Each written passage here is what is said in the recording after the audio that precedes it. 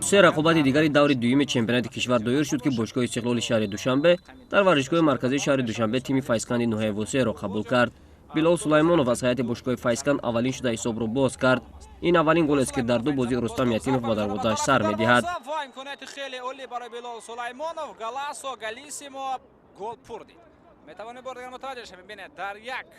چند دقیقه سپری نشده از گل زده واسطه‌ها تیم پایتخت جواب سزاوار داد.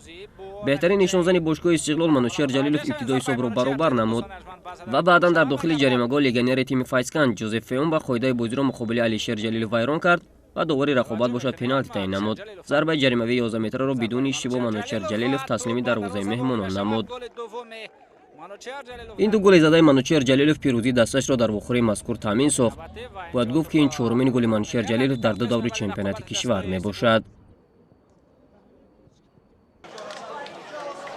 در دایره رقابت‌های دور دوم چمپیونات تاجیکستان میان دسته‌های لیگای عالی تیم فوتبال خوجند در میدان خود با دسته رگر تدازی شهر ترسونزاده واخوری انجام داد. ابتدای واخوری با برتری دسته خوجند شروع شد و همین بود که در دقیقه 45 قسمت اول میدانداری فوتبالباز دسته خوجند جهانگیر ارگاشوف گل نخستین تیم را در موسم نو فوتبال به ثمر رسانید و همین طور صاحبان میدان به پیش برآمدند.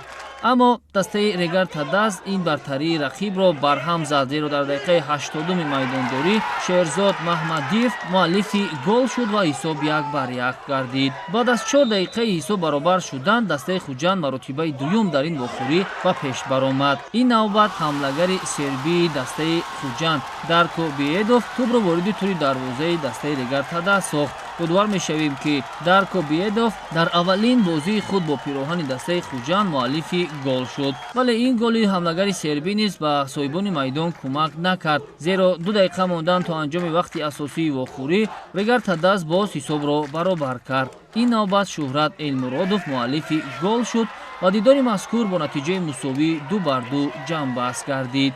یادآور می‌شویم که در دور اول چمپیونات خوجند از استقلال با حساب کلان شکست خورده بود و رگر تداز باشد در میدان خود تیم خطلان شهر باختر را با 3 گل بی‌جواب شکست داده بود.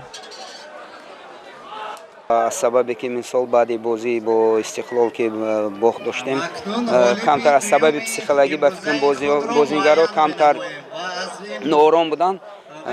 بعد بازی خیلی خوب گذشت و تونستیم از وضعیت‌های گلزنی استفاده بریم، لیکن در قسم دوم در آخر بازی بعد گل زدن کمتر نافهمی گذشت در مابین بچه‌ها.